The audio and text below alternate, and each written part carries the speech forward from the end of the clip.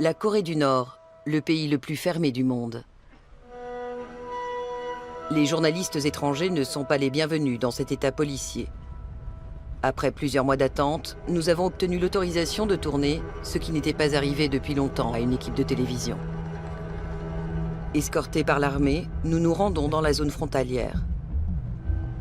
Des employés du ministère de la Culture ont pour mission de ne jamais nous perdre de vue. Ils nous interdisent sans cesse de filmer. Officiellement, nous n'avons jamais vu le travail de bénévolat pour l'avancée de la révolution.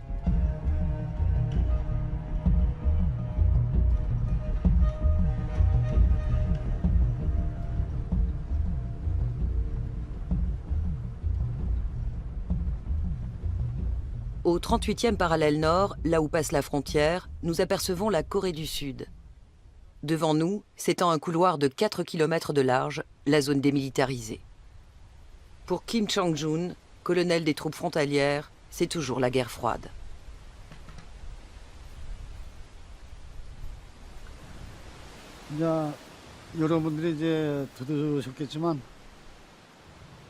Vous n'êtes probablement pas les bienvenus, car les Sud-Coréens répondent avec les tirs que vous venez d'entendre.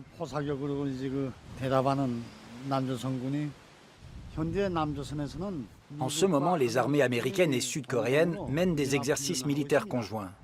Ils nous provoquent, à notre porte. L'Amérique nous a encore forcés à développer des armes nucléaires. Notre pays est tout petit, mais aujourd'hui, il est devenu si grand et célèbre. Nous n'avons jamais tiré une flèche contre l'Amérique. Pourquoi ces pays puissants veulent-ils nous engloutir et se conduisent-ils mal? Nous sommes un peuple innocent. Selon des déclarations faites par des témoins à une commission des Nations Unies, environ 120 000 prisonniers triment dans les camps nord-coréens, comme le montrent aussi les images satellites. Toutes ces accusations absurdes. Comment peut-on dire que les gens sont opprimés en Corée du Nord? Les enfants, les jeunes et jusqu'aux personnes âgées, nous sommes tous convaincus de l'idéologie du Juche. Et nous ne pouvons pas vivre sans elle. Elle est imprégnée dans notre chair et notre sang. Le Juche, littéralement autonomie, est la doctrine du régime totalitaire nord-coréen. Il propage l'idée de défendre l'honneur et la souveraineté nationale. C'est l'opium d'un peuple opprimé depuis longtemps.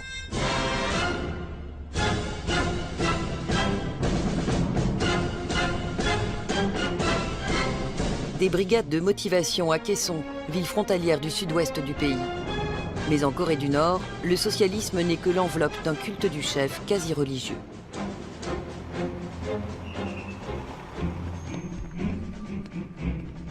Flanqué de surveillants locaux, notre chef de délégation se doit de rendre hommage au fondateur de l'État, Kim Il-sung.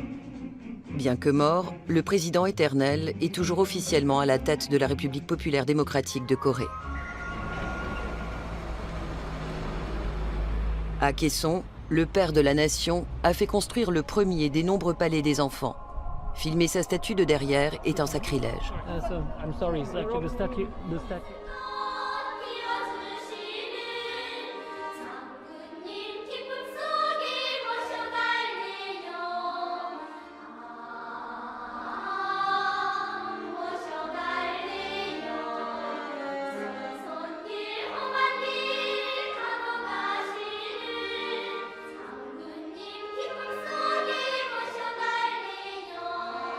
Celui qui montre un manque de ferveur patriotique dans ses paroles ou son comportement est dénoncé et puni. Chaque semaine, les enfants sont obligés de faire leur autocritique et surtout de blâmer leurs camarades de classe.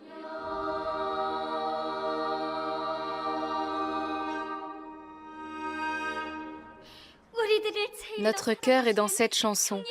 Toujours nous servirons dans la joie notre bien-aimé maréchal Kim Jong-un qui nous aime plus que tout.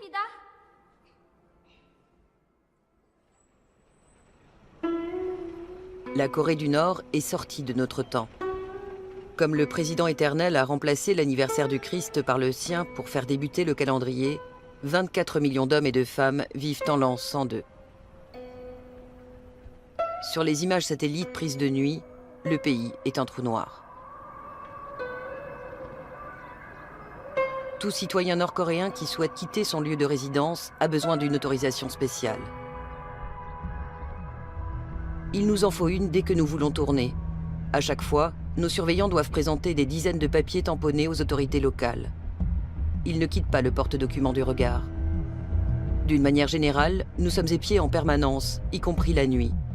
Nous n'avons même pas le droit de quitter l'hôtel pour une balade. En principe, nous ne sommes pas autorisés à filmer les personnes qui marchent sur le bord de la route. À la campagne, la pénurie de carburant paralyse le trafic automobile. Il est également interdit de filmer ces travaux agricoles qui paraissent d'un autre âge. Ou encore les innombrables points de contrôle militaire que nous avons passés pour nous rendre dans le monde figé de la province. Outre les sols appauvris ou érodés et le manque d'engrais mais aussi de pesticides, la mécanisation insuffisante est la cause principale des récoltes médiocres. Même à la coopérative modèle de Sariwon, à 60 km au sud de Pyongyang, on ne trouve que quelques vieux tracteurs de la marque nord-coréenne Cholima.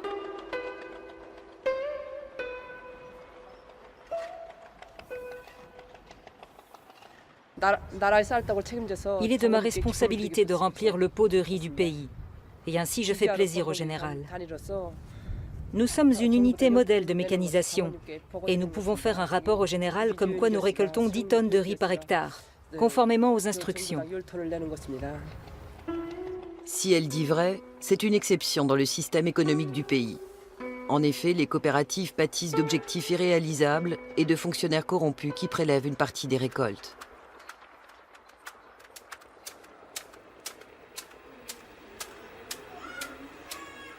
Toutefois, seule une fraction d'enfants souffrent encore de malnutrition dans certaines régions, depuis que les paysans peuvent cultiver des potagers et vendre les excédents sur les marchés. Comme Kim Sun-hee, 62 ans. Nous n'avons rien à envier au monde. Nous vivons dans une très bonne maison, sans rien payer. Et comme mon mari et moi étions des travailleurs assidus, nous recevons chacun 600 grammes de riz par jour de l'État. En tant que sage-femme, j'étais très fière de mettre au monde des enfants qui pourraient devenir des scientifiques, des héros un jour. Après, j'ai suivi mon mari ici. J'étais si fière d'être une agricultrice qui remplissait le pot de riz du pays. Le travail n'était pas difficile, mais intéressant. Aujourd'hui, je bénéficie d'un soutien de l'État comme étant une personne méritante. À la coopérative, j'étais principalement responsable de la distribution des documents de propagande.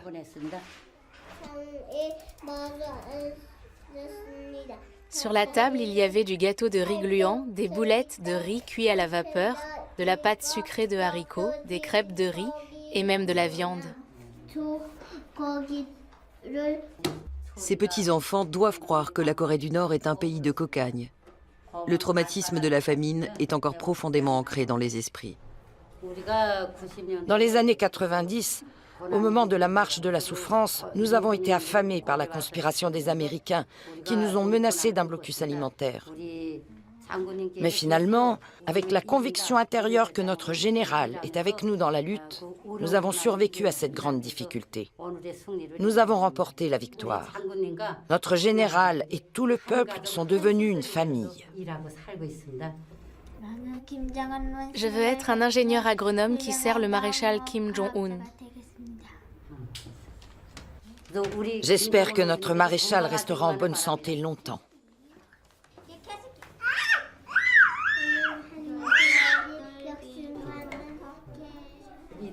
Le jour où le bien-aimé général Kim Jong-il est entré dans notre maison, je me suis sentie comme si c'était mon propre père qui rendait visite à sa fille mariée. Le général a salué le fait que mon mari et moi avions joliment décoré la maison, et j'ai été très heureuse. Il a également posé des questions sur le gaz de méthane, a commenté positivement notre plaque à la porte et a même été voir la cage du lapin. Le bien-aimé général m'a demandé si le téléviseur fonctionnait bien. Je lui ai dit que je regarde la télé tous les jours. Et il a dit « Alors vous qui êtes fermier, vous regardez la télévision tous les jours ?» Et il s'est mis à rire de bon cœur.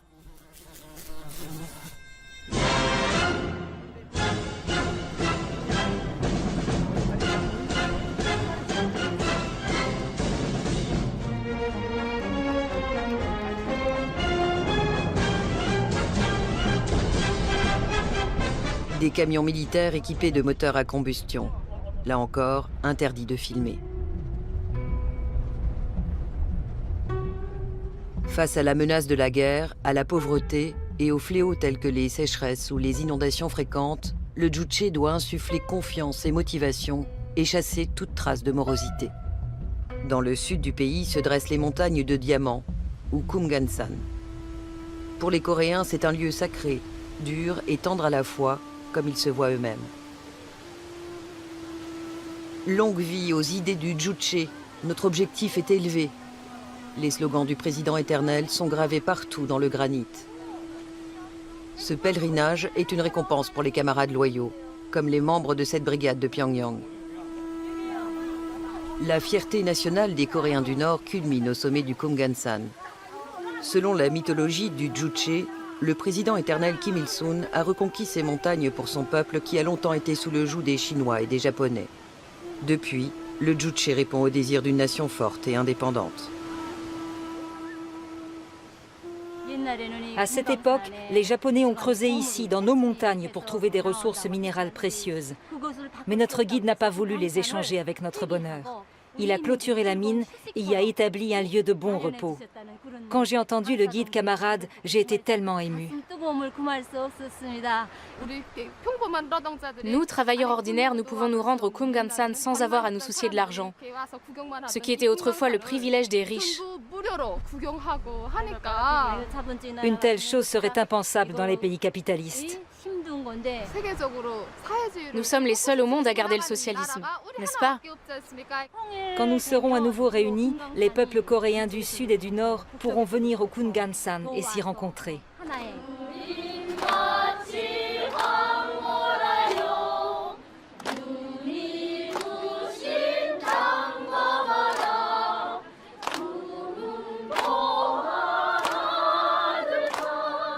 Situé à la frontière intercoréenne, le Kumgansan est un lieu chargé d'émotions.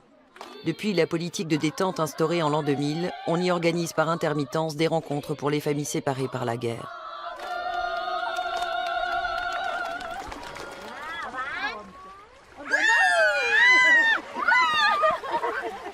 Parmi les nombreux Coréens qui n'ont plus de contact avec leurs proches depuis des décennies, seules quelques centaines ont pu se revoir à ce jour, au pied du Kumgansan, qui s'étire jusqu'à la mer du Japon.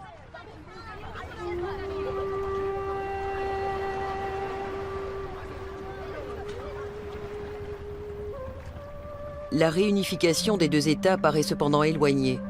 La Chine veut maintenir le régime nord-coréen comme zone tampon avec la Corée du Sud, alliée des États-Unis. De son côté, la Corée du Sud redoute le coût d'une réunification.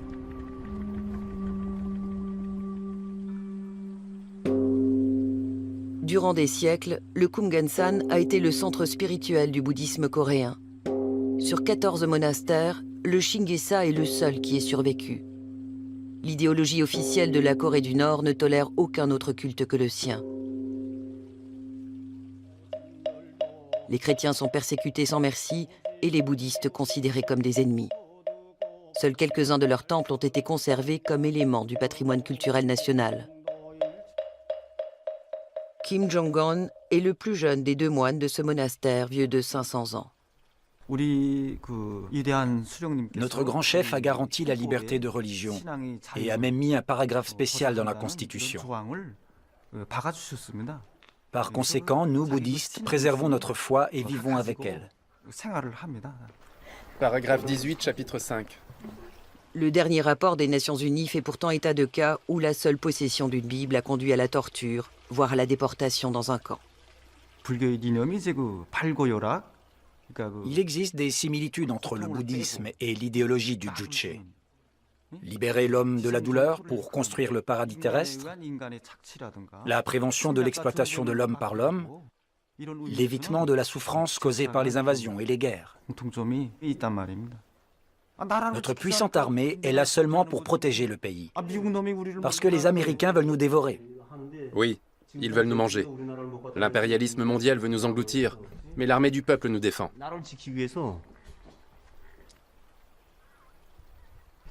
C'est épuisant. J'ai mal aux hanches à force d'être debout. Bien, arrêtons-nous. Sur l'autoroute en direction du nord, nous franchissons de plus en plus de barrages anti-chars. Depuis l'armistice de 1953, la Corée du Nord est toujours officiellement en guerre contre la Corée du Sud.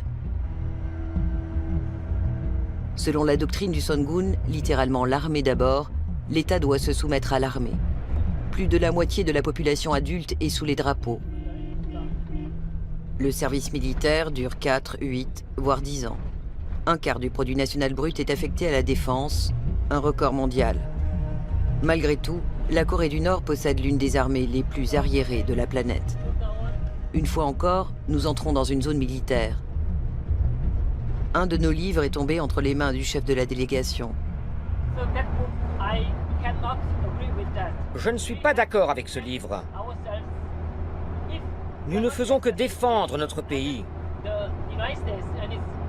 Si nous n'avions aucun accès au nucléaire, les États-Unis et leurs alliés n'auraient aucun mal à fomenter une guerre sur la péninsule coréenne. Elle pourrait même finir en 3e guerre mondiale.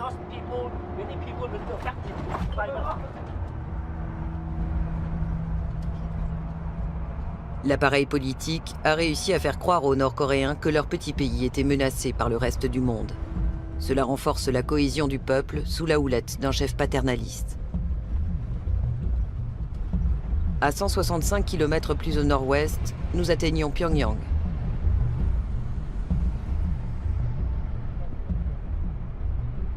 Pour le régime, le véritable danger se trouve désormais dans la capitale qui compte 2,6 millions d'habitants. Une nouvelle élite marchande y a vu le jour et elle a besoin de liberté d'action pour son développement économique. Elle est de moins en moins dépendante des faveurs de l'État et des privilèges qu'il octroie, comme des postes dans l'administration ou l'armée.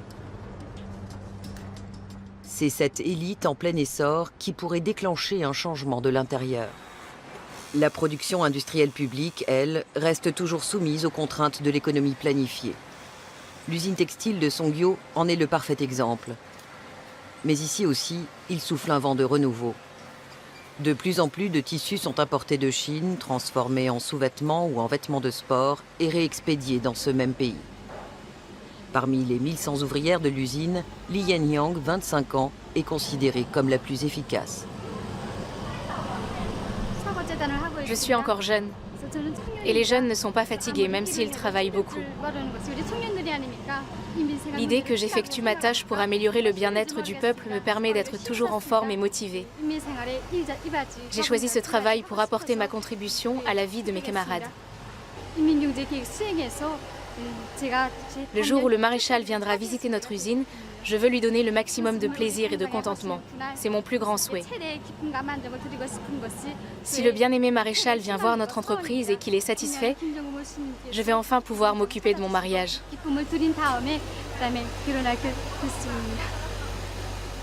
Le régime essaie timidement de faire le grand écart entre la planification et l'économie de marché contrôlée.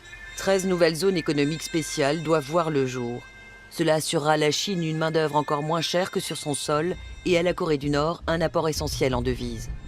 Depuis l'effondrement de l'Union soviétique, le géant voisin est le principal partenaire économique.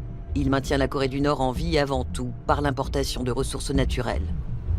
Malgré l'embargo international, le ministère du Commerce s'efforce de rendre le pays plus autonome par le biais de joint ventures. Mais pour la plupart des investisseurs étrangers, le terrain est trop glissant. D'abord, la Corée du Nord n'offre pas les garanties d'un état de droit. Ensuite, c'est toujours le règne de l'opacité et de l'arbitraire. Enfin, les investisseurs occidentaux risquent d'y ternir leur image de marque.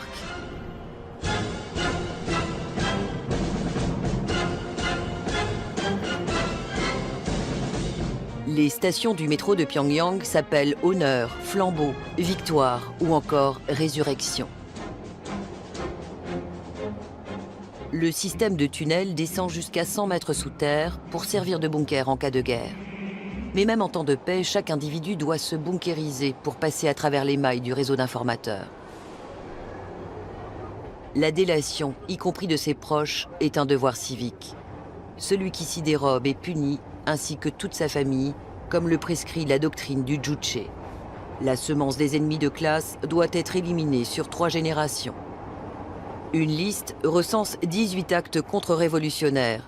Par exemple, si quelqu'un a endommagé le portrait du grand leader, ne serait-ce qu'en enroulant par mégarde un journal où il était reproduit, il peut se retrouver dans un camp de travail en tant qu'élément subversif. Quand quelqu'un disparaît, on dit qu'il a été envoyé dans les montagnes.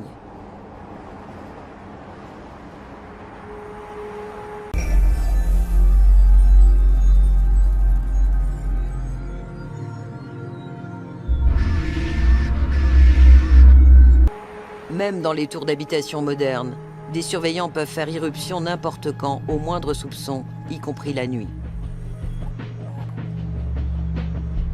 Nous sommes invités à admirer la prospérité du pays dans cet appartement modèle. Tebog, ton père travaille dur, à la grande joie de notre bien-aimé maréchal. Toi aussi, travaille bien. Oui, Et puisque tu as été si bon à l'école aujourd'hui, veux-tu que je te prépare du boudin noir, ton plat préféré? oui.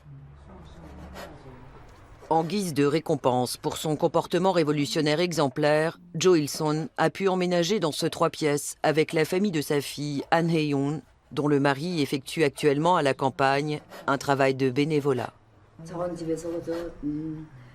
Le fait que nous ayons le chauffage, le gaz et l'eau courante rend la vie très pratique. C'est une grande joie d'avoir obtenu cet appartement confortable. Et comme ma famille prend bien soin de moi, que je mange toujours des plats délicieux, maintenant les gens me disent que j'ai rajeuni. Un réfrigérateur modèle, une famille modèle, un appartement modèle, mais une alimentation en eau qui laisse à désirer, une petite faille dans la mise en scène du bonheur nord-coréen. Sur les marchés privés, 1 kilo de bœuf coûte 5 à 10% d'un salaire mensuel, comme celui que gagne An Hye-yoon en tant que brodeuse ou son mari en tant que chauffeur. Tu veux une banane? Assieds-toi correctement et mange. Mange gentiment, Tebog, et lave-toi les mains. Autre anomalie dans la mise en scène du bonheur nord-coréen, 1 kilo de banane coûte environ 12 €, soit plus de 5% d'un salaire mensuel. Aidez-le.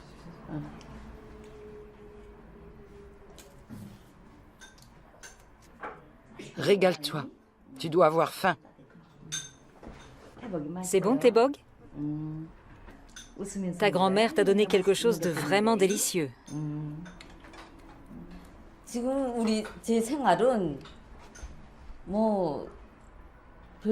Maintenant, nous vivons sans problème. Comme vous pouvez le voir, nous menons une existence très insouciante et vraiment heureuse. Grâce à l'amour de notre maréchal, nous sommes parvenus à la prospérité. Chaque mois, il nous offre des œufs, de la viande et des fruits de mer. Tebog, viens, on va manger. Comme vous pouvez le voir, nous jouissons de la prospérité du socialisme. Parce que ta mère t'a préparé un plat si délicieux, tu dois bien travailler et devenir un homme grand. Mange bien, Tebog. Bois d'abord une gorgée d'eau et bois de la main gauche. As-tu fini tes devoirs, Tebog? Après le repas, tu répéteras aussi les chansons.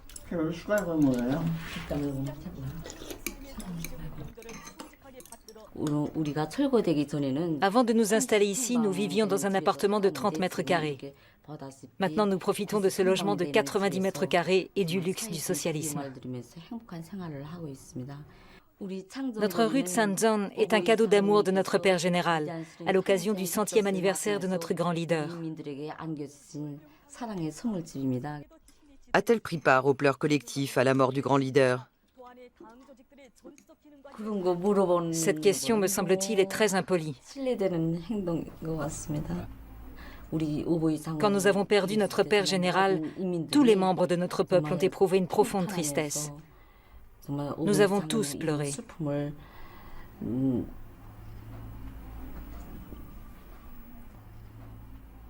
Reportage sur les visites de l'infatigable maréchal.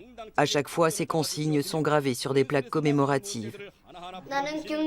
Je veux être un soldat de l'armée populaire de notre bien-aimé maréchal Kim Jong-un. Les gens des autres pays peuvent penser que nous sommes pauvres. Mais le maréchal et nous sommes unis en un seul corps. Nous croyons tous que nous gagnerons toujours. Et nous, les personnes âgées aussi.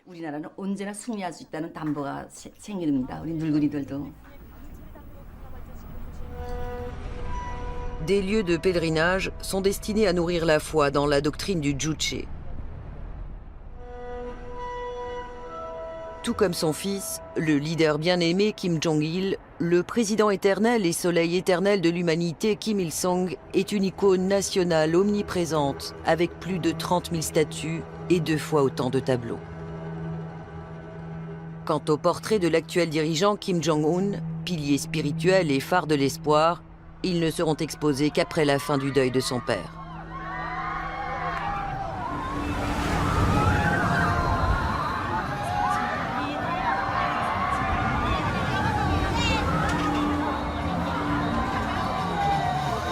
« 40 hectares de divertissement au cœur de la capitale, du pain et des jeux pour un peuple enfermé.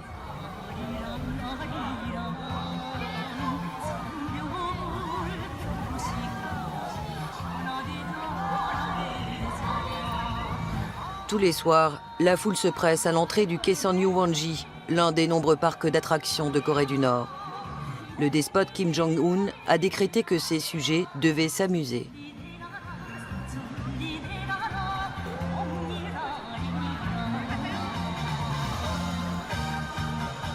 Pour Han Yong-suk, c'est un privilège de travailler ici. Notre grand général et notre bien-aimé maréchal nous ont donné ce parc d'attractions, de sorte que les gens puissent se remettre du travail quotidien et soient prêts à offrir une bonne performance le lendemain. Notre peuple, comme nous le voyons, bénéficie d'une vie heureuse. Notre système est donc le meilleur du monde.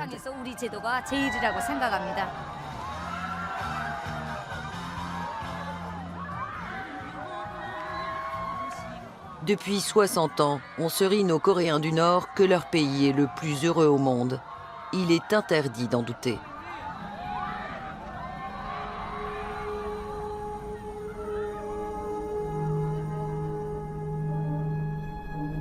Même à Pyongyang, où vivent leurs familles, nos surveillants se sont installés à notre étage de l'hôtel.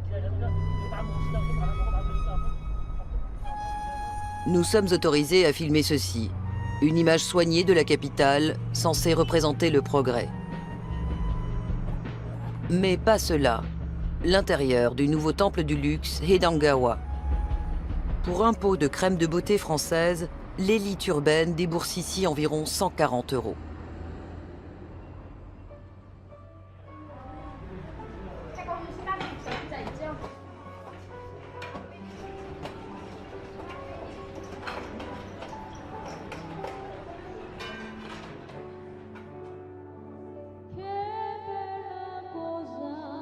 Si l'accès au monde extérieur est réservé à la nomenclatura, on peut désormais assouvir son envie d'ailleurs dans la dizaine de restaurants privés de la capitale, en général des joint ventures, comme la pizzeria Pyeongchonghaeun.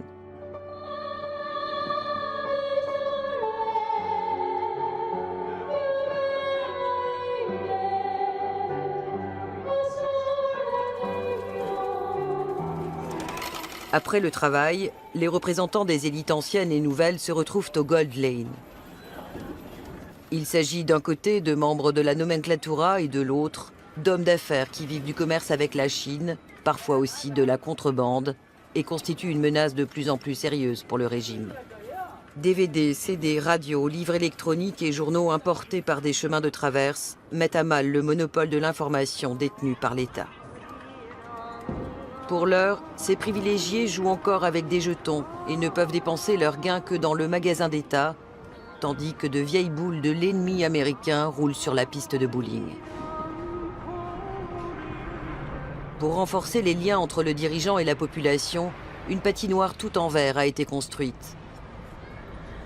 Le jeune dictateur en aurait interdit l'entrée aux patineurs professionnels en déclarant qu'elle était exclusivement destinée au peuple laborieux. Le régime totalitaire de la dynastie Kim est fondé sur le culte de la personnalité depuis 60 ans.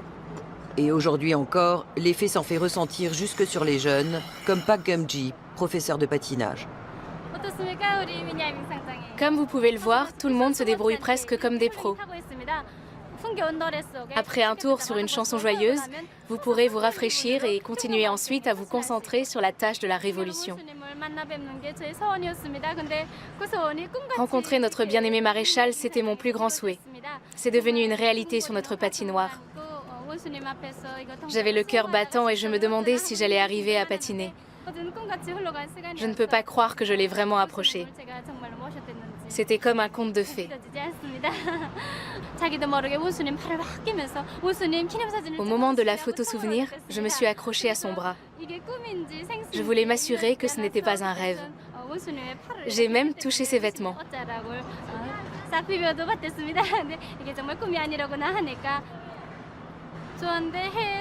Je n'ai jamais vécu à l'étranger, mais qui sait?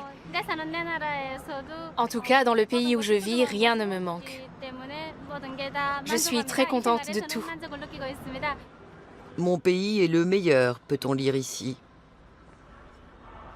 60 ans d'isolement et d'endoctrinement ont transformé le peuple en une immense secte. Enfermés dans une folie d'envergure nationale, les 24 millions de Nord-Coréens vivent sans contact avec le monde extérieur et sans accès à Internet. Ils sont constamment abreuvés de propagande, manipulés par la presse et la littérature du parti et placés sous étroite surveillance. Le régime répressif a classé la population en 3 castes et 51 sous-groupes, selon l'origine et la relation au système. Cela détermine de façon irrévocable les chances de promotion et le lieu de résidence de chaque citoyen. Seuls les camarades loyaux de la classe centrale, en général des membres du parti, des héros de guerre et des travailleurs dévoués, peuvent habiter dans la capitale, où le niveau de vie est nettement plus élevé que dans le reste du pays. De nos jours, les sonneries de téléphones portables retentissent dans les rues de Pyongyang. On recense d'ores et déjà 2 millions d'abonnements, limités toutefois aux appels intérieurs. Et des milliers de voitures, de la Mercedes à la marque nationale Paix, klaxonnent dans les embouteillages. Mais un changement culturel paraît encore bien loin.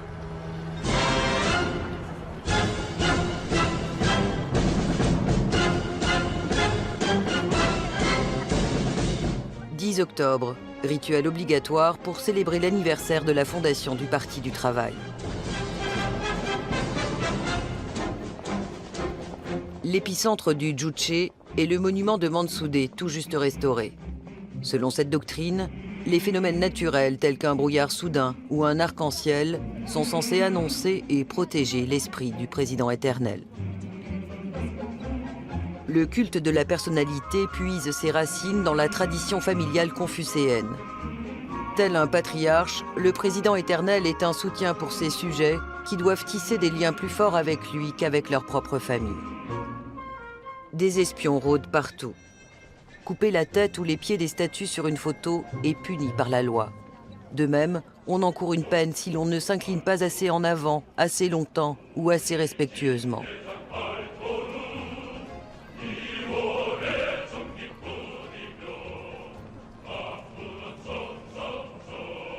Les Coréens du Nord doivent obéir sans condition au leader illuminé, omniscient et infaillible. Selon la doctrine du Juche, il est le cerveau et le peuple, le corps de la nation. La propreté et le soin de la personne sont considérés comme des devoirs. Pour cela, les citoyens loyaux de la capitale peuvent se rendre dans ce salon de coiffure dirigé par Lee In-soon. Habituellement, en coiffure masculine, nous avons 2 types de coupes. Les cheveux courts ou les cheveux longs. Nous aimons les coiffures qui expriment un esprit frais et passionné. Les Nord-Coréens portent généralement leurs cheveux aussi courts que possible, de façon à ce qu'ils soient toujours propres et soignés. C'est parce que depuis longtemps, les Coréens aiment beaucoup la propreté qu'on nous appelle le peuple blanc. Et c'est vrai qu'il y a un intérêt croissant pour la beauté. C'est une orientation vers un style de vie plus civilisé, plus beau et plus propre. Cela fait 27 ans que Lee Hui-lan travaille ici.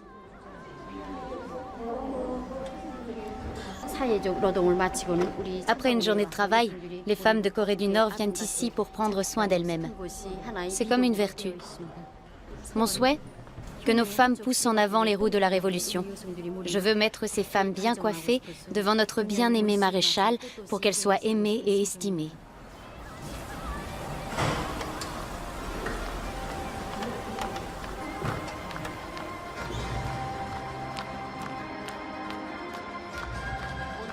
Le delphinarium de Ningya illustre parfaitement la politique du pain et des jeux du maréchal Kim Jong-un. Par un tuyau de 80 km de long, l'eau est acheminée de la mer Jaune au bassin de Dauphin. C'est une récompense du patriarche à ses fidèles sujets. Quant aux dauphins, il les a fait venir de l'étranger en contournant habilement l'embargo. Un pied de nez à la communauté internationale pour la plus grande joie des Coréens. Les 2 spectacles quotidiens affichent toujours complet.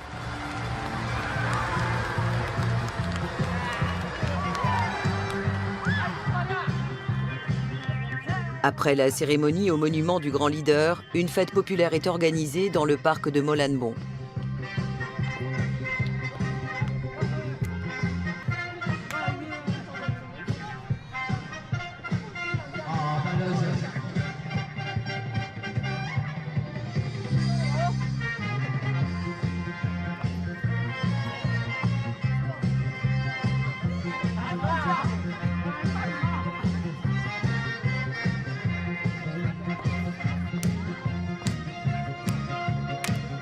La danse, le chant et les fêtes servent de soupape et de ciment social. À ce titre, le régime les encourage tant qu'ils sont conformes au juche. La musique occidentale moderne est proscrite. Fredonner des chansons sud-coréennes peut conduire tout droit dans un camp de travail. Tous les ans, les Gwon, une famille de diplomates, se retrouvent ici pour un bulgogi, un barbecue. Ces citadins aisés ne s'approvisionnent pas seulement par le système de distribution publique. Ils se procurent aussi leurs produits alimentaires sur les nombreux petits marchés privés. Il se peut que nous n'en soyons pas encore là, mais nous allons bientôt être le meilleur pays du monde. Parce que notre peuple et le maréchal sont unis pour former un seul cœur et une seule âme. S'il leur donne, nous nous sacrifions immédiatement, sans hésitation, pour le progrès de notre pays. Nous avons en nous tant de passion, et elle nous pousse en avant. Dans quelques années, nous serons le premier et le meilleur pays du monde. Au moment de la marche de la souffrance, nous avons grandi sans même avoir mangé de vrais bonbons. Mais à l'avenir, nous sommes sûrs que nous obtiendrons non seulement des bonbons, mais aussi de tout. Le dirigeant de notre pays a même visité les pouponnières et a examiné les lits et les jouets, pièce par pièce. Il n'y a pas de leader comme lui dans le monde, ni dans toute l'histoire de l'humanité. Cela signifie qu'il considère même les petits-enfants comme importants. D'autant plus que nos enfants ont un bel avenir. En tant qu'éducatrice, je sais que nos bébés qui viennent de naître sont déjà les plus heureux du monde. Même si d'autres enfants disent qu'ils sont heureux, ce n'est pas comparable avec nos petits. Revenez dans quelques années. Quand vous reviendrez, vous verrez, dans 2 ou 3 ans.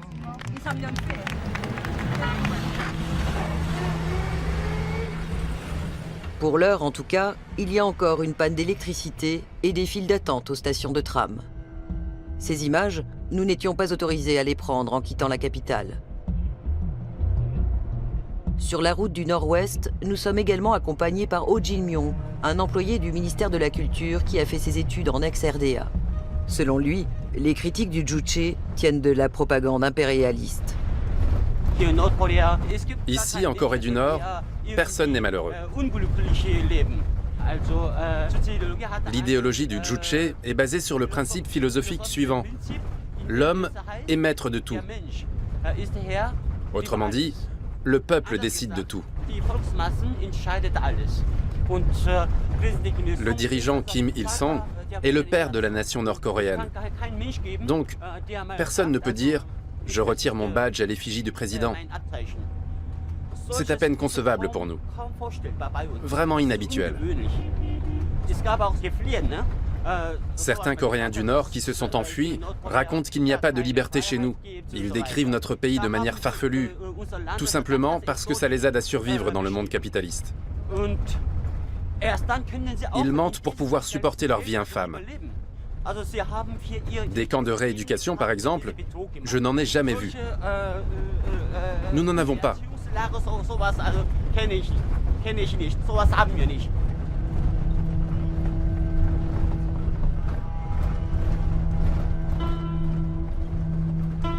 Le tristement célèbre camp numéro 14 pour les prisonniers politiques est à moins de 30 km de nous.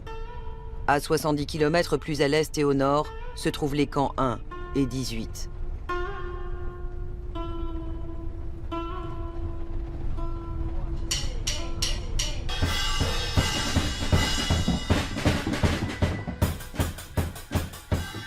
Le dressage et la militarisation du peuple commencent dès le plus jeune âge.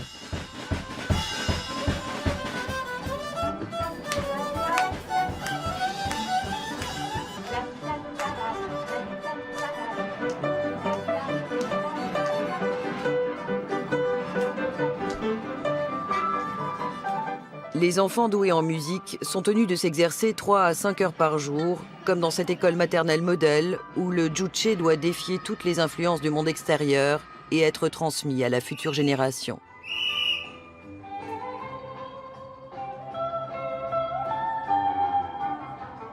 C'est particulièrement important ici à Sinuiju, une zone économique spéciale en pleine expansion située au nord-ouest du pays, à la frontière avec la Chine moderne.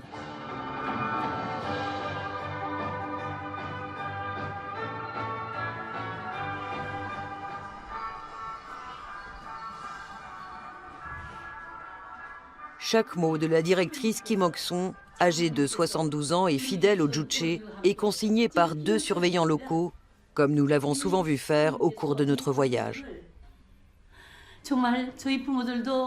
Mes parents ne pouvaient pas prendre soin de moi et sont morts. Mais notre chef, notre général, m'a élevé. Même si je n'ai rien fait, le grand général m'a offert une fête d'anniversaire pour mes 60 ans. Mes sincères remerciements pour notre cher grand général. Toujours passionné, je vais promouvoir les talents des enfants et vous offrir une joie, cher grand général.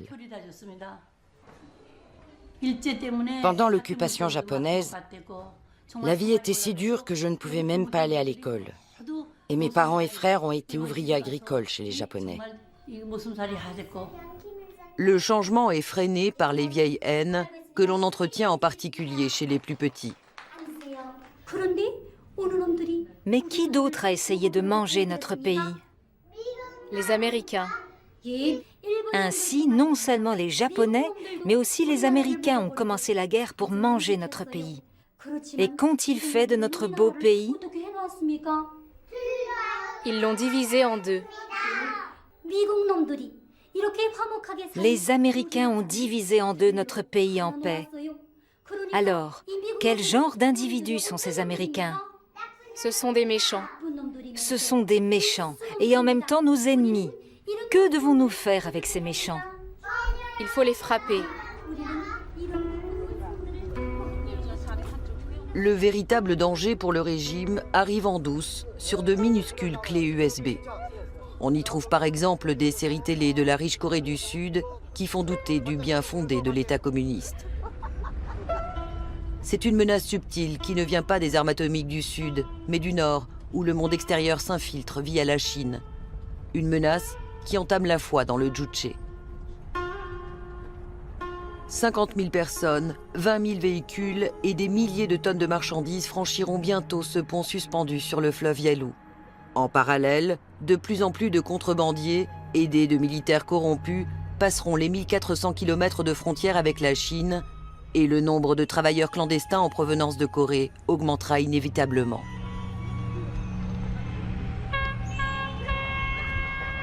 Même une forteresse réputée imprenable comme la Corée du Nord ne pourra pas résister longtemps à l'afflux de biens et surtout d'informations. D'ores et déjà, des trains remplis de marchands, de trafiquants et de touristes circulent quotidiennement entre Sinuiju et Dandong en Chine. Et si jamais s'amorce un jour une lente ouverture, voire un changement profond,